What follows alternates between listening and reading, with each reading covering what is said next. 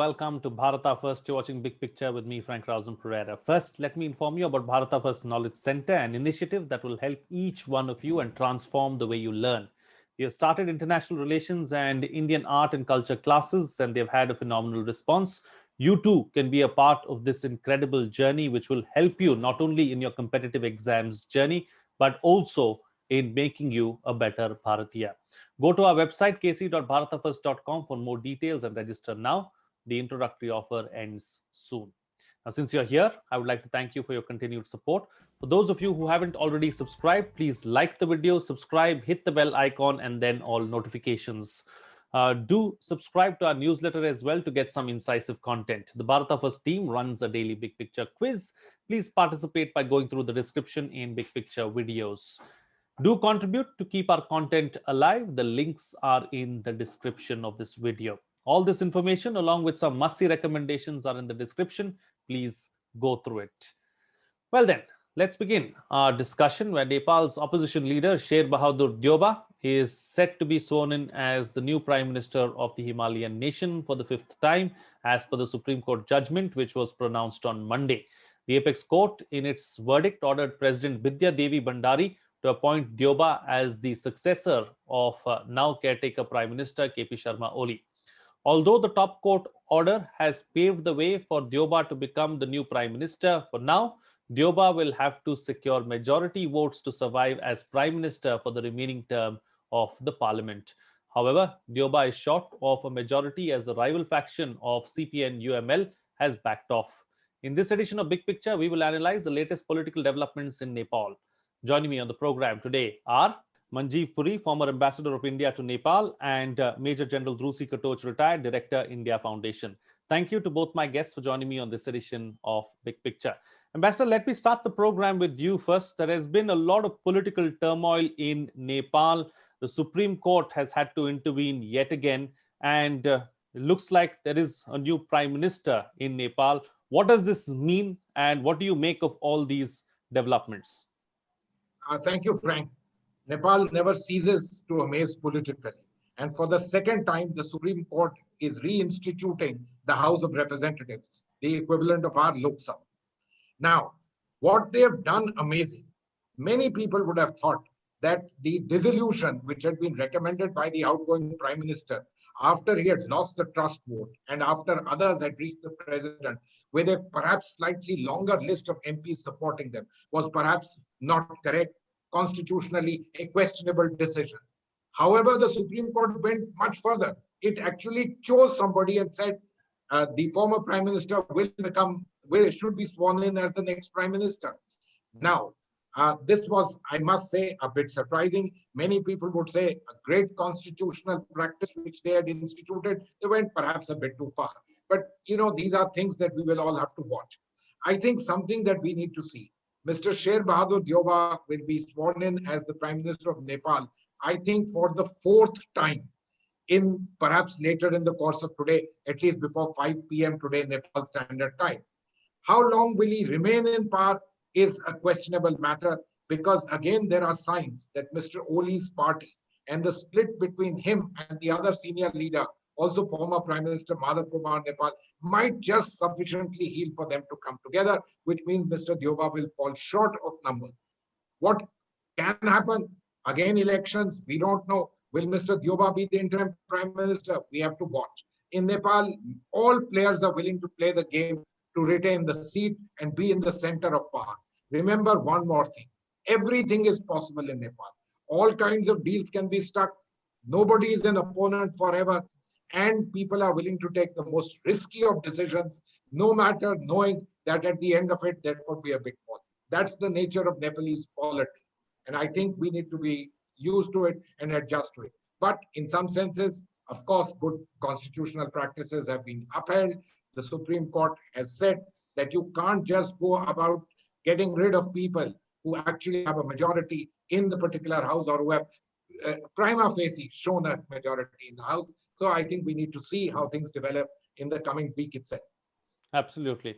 General, coming to you now, what does all of this really mean for India? Secondly, building on the point that the ambassador just made about, how the Supreme Court has called out one person and actually reinstated him as the prime minister or asked him to be the prime minister. This, seems a bit strange. How would you look at this? Well, Frank, I think let me get to the aspect of the Supreme Court first. Now, the Supreme Court is the upholder of the Nepalese constitution. But in this particular case, I think they have exceeded their brief. Now, for the Supreme Court to say that the president should not have dissolved the legislature, that is all right. They could have actually reinstated them. But for the Supreme Court to nominate a person to take over as the prime minister, I think they have gone in excess of what their charter is. But having said that, as it is the Supreme Court, and the Supreme Court may be right or may be wrong, but the question is the Supreme Court is final. There is no authority beyond that now. And that finality will now apply. So I presume that Mr. Deuba will now be sworn in as the prime minister. This is one. How long will he stick on as the prime minister? As the ambassador earlier said, we do not know, because political instability in Nepal is not going to end. It has been there for quite some time, and I think it is going to continue for a few more years. That is one. Number two, what does this portend for India? I think for us, it is a matter of grave concern for two reasons. One, we are already witnessing great instability on our western borders because of what's happening in Afghanistan. And now we have also got to contend with a politically volatile Nepal. That is the word I will use. There is going to be political volatility.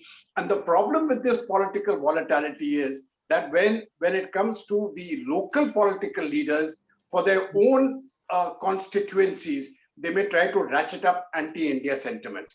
Despite the fact that India is the only real friend they have had right since independence, our independence, but going back for 30 years. So when it comes to local political interests, I see the local politicians within Nepal actually ratcheting up anti-India sentiments. And I see the Chinese also getting into the game now. You see that the Chinese ambassador to Nepal, the lady who had actually earlier met the president, and she was trying to influence Nepalese politics. Now, what really happened during those meetings, we do not know. But there is the general impression that there was direct political interference being done by that ambassador within Nepal. I don't think that game is going to change. I think China will continue to meddle in Nepalese politics. For India, I think that meddling will not be an appropriate game. I think we should let it play out. The way we have decided to let the situation play out in Afghanistan, I think we should also make a decision, let the situation play out. It may get more volatile, it may get worse, but let it play out. At some point of time, I think politically there will be a resolution. There may be a call for a fresh set of elections. And ultimately, the Nepalese people will have to choose their own leadership. But for us, I think it is the testing times ahead. Especially, I think it is a very testing time for Indian diplomacy, Frank. Right. Important points there raised by the General. Ambassador, you have a smile on your face. I'd like to take that up with you as well. Interesting and challenging times ahead for Indian diplomacy. What's in store for Indian diplomacy? That is one. Secondly, of course, the China angle. And if you can touch upon that as well, because that is a very important aspect.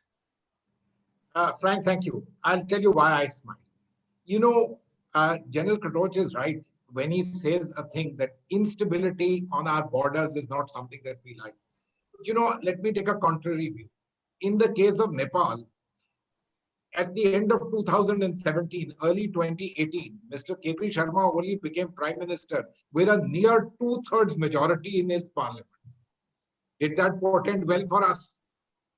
Given the fact of a certain degree of asymmetry between India and China in terms of capability, no matter our geographical advantages, friendship with the people of Nepal, etc., etc. Given some of these factors, is necessarily a kind of stable government which is not for us necessarily good for us there? I'm not sure. I think these are open questions. Given the kind of asymmetry which currently exists between us and their abilities, Nepal is loose change for them, but they are such a huge economy as compared to us and huge technological capabilities. I don't think we should lose sight of that. Now, what happens is that very often vis-a-vis Nepal, we allow sentimentality to come into play. But I think we shouldn't lose sight of something which, as a military officer, General Katoch will, I hope, agree with me. We should never lose sight of the strategic objectives. And Nepal, in my opinion, is completely a different game from Afghanistan, although there are some very interesting similarities from the British Empire days, because these were the only two independent things within South Asia. And so they're the only places where the British resident was not called resident, but was called representative.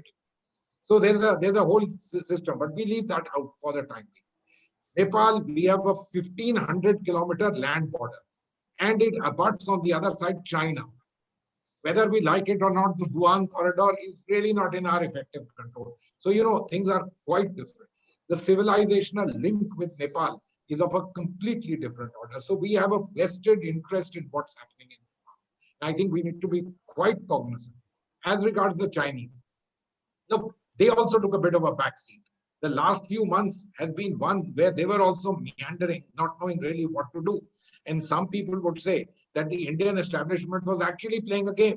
In fact, many people say we were behind the people who gave Mr. Oli a little bit of a leg up. It's all gone. So for some people, you didn't play particularly the right moves. I don't know the answers to that. My understanding is these things keep happening. There's a dynamic setup. As far as the Chinese are concerned, I think do remember one thing else.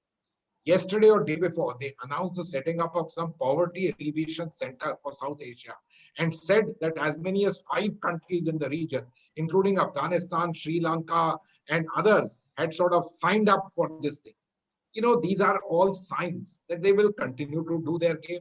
It is important for them. But my understanding is that when we look at it strategically, Nepal is a sui generis situation. And I am a very firm one that for us in Nepal, more than anything else, more than in any other country in the region, it is an ekla chalo re game. We have to be in the forefront. I leave one more thought with you. I don't think in the case of Nepal and the current change, we should just forget Western influence. I think the judgment of the Supreme Court needs to be looked at a little bit from that side. There are issues which have cropped up in Nepal following the Maoist insurgency, the influences of the West, both the European Union and the United States. And I think some of these aspects, the thinking that comes about, the changes in the Nepalese society as a result of globalization, 25% of the population being overseas, and not just in India. Remittances coming from all over the world, including Europe, Southeast Asia.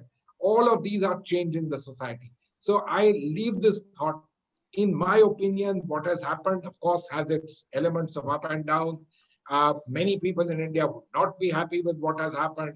But on the other hand, whoever comes, if we are willing to deal, and we have no choice but to willing to deal.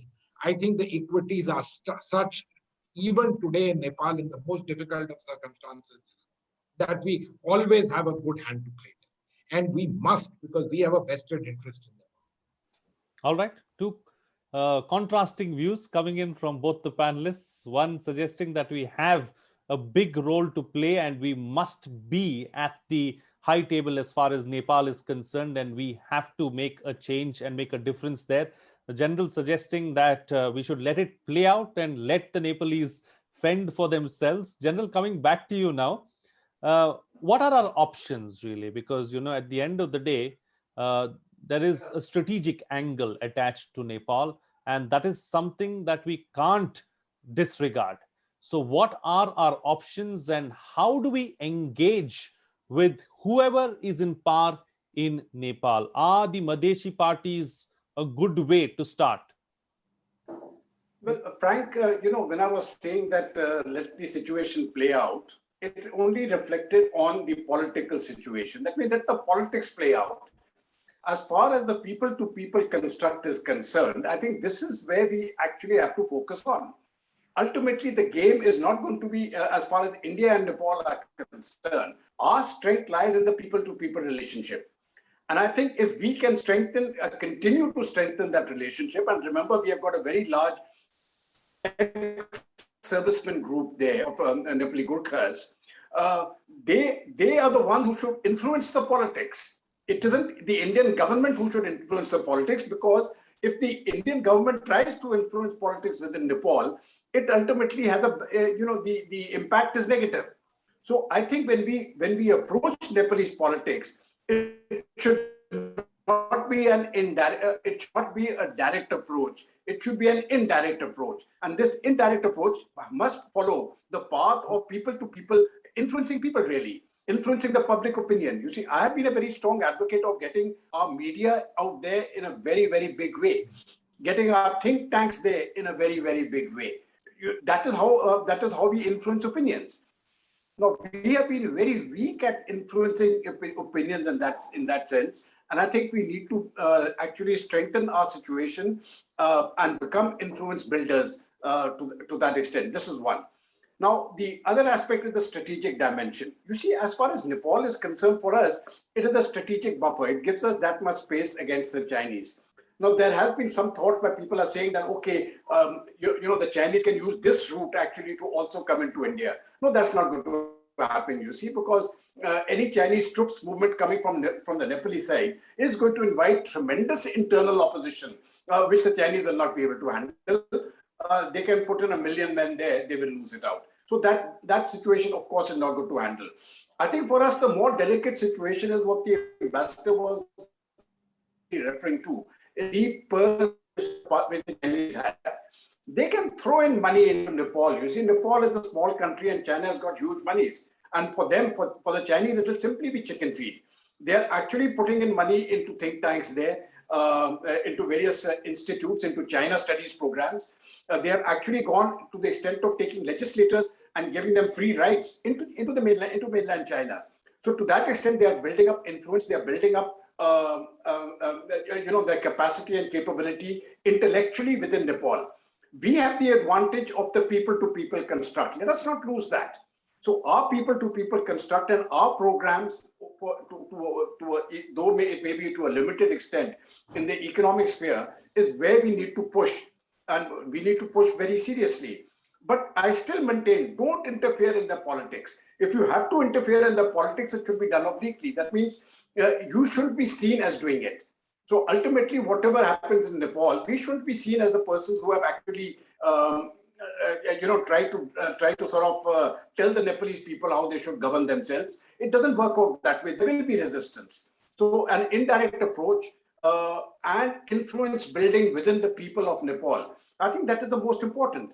And if we can get on to influence building and actually make it happen, I think we can see tremendous changes taking place. It won't take place overnight, but say over the next period, 3 to 5 years, it can happen.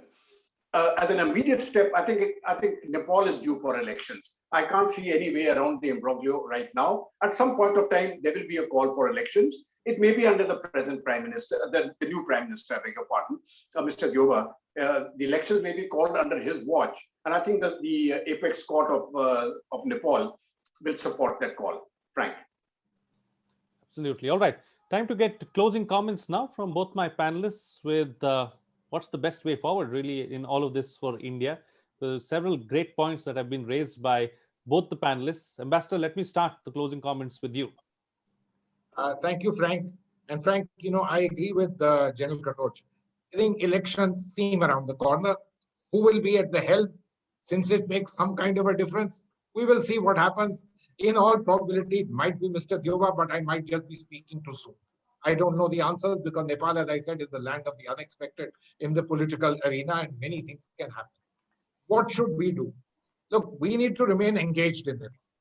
You mentioned something about the Madhesi parties. Look, those are people with whom there are affinities across the border in India. They do constitute about 15-20% of the Nepalese population. So naturally, there are certain elements of interest. But do remember that the overriding thing in Nepal and in Nepalese politics is the whole business of building up an anti-India kind of a situation. This is identity politics at its very best.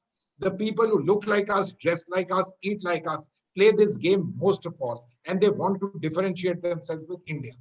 With the Madhesis, it allows all other Nepalese, including those who don't like the parties, to come together on a Nepali platform and put the Madhesis out, which again then puts us in a kind of disadvantage in terms of what happens in terms of the politics. We, in my opinion, need to remain strong in our engagement with the people. Of that, there should be no doubt. But we need to be very strong in our engagement with all sections of Nepalese political society, and in particular, those who call the shots. We also need to be very strong in building economic ties. And remember that Nepal is not a Mufassal state of India. It is an international effort, and Indian companies, corporates which act there should be encouraged to act as they would in any other part of the world. There is a matter that we should clearly understand, and I never hesitate in making this point very strongly, that internationalism, our best foot forward, because it is, in my opinion, the most critical element of our neighborhood. Absolutely. And General, close the show for us with your concluding remarks. Well, I think, I totally concur with what the ambassador said. The people-to-people relationships are important. Continue building on them. The economic relationship is important. Continue building upon it. I'll go one step further. You see, the military-to-military relationship, I think, is a very, very important relationship. And I think our chief has been visiting, the Indian Army chief has been visiting there off and on. I think we could actually even have a few more visits, especially during these turbulent times. This is one, to further strengthen the military relationship. As far as the politics is concerned, yes, I think we should engage with all political parties. And I think to each of the political parties, India's red lines must be made very, very clear. So two things we need to tell them: listen, we will not interfere in the way of your internal politics. You sort of your own differences. But there are certain red lines of India which we will not accept. And I think that message has to be also very clearly conveyed. Of course, not directly, it has to be conveyed in a diplomatic fashion. But I don't think any political party within Nepal should be under the impression that India is simply going to let go. No, that is not going to happen. This is our strategic backyard. We will look after the strategic backyard. The question really, what we are talking about or discussing here, is what is the best way forward?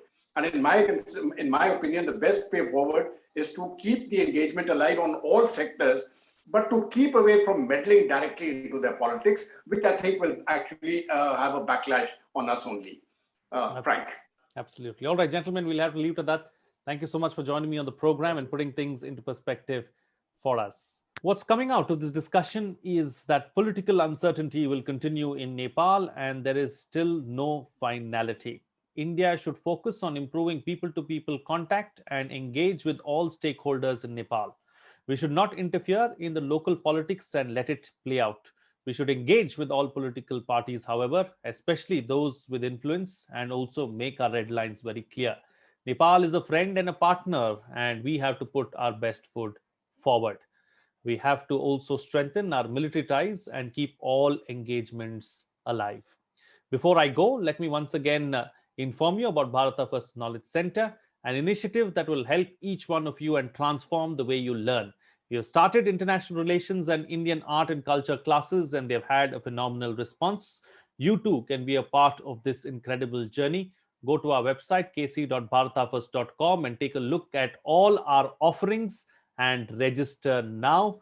This will not only help you in your competitive exams journey, but will help you in life itself. The introductory offer ends soon. Since you're here, I would like to thank you for your continued support. And for those of you who haven't already subscribed, please like the video, subscribe, hit the bell icon, and then all notifications. Do subscribe to our newsletter to get some incisive content. The Bharata First team runs a daily Big Picture quiz. Please participate by going through the description in Big Picture videos.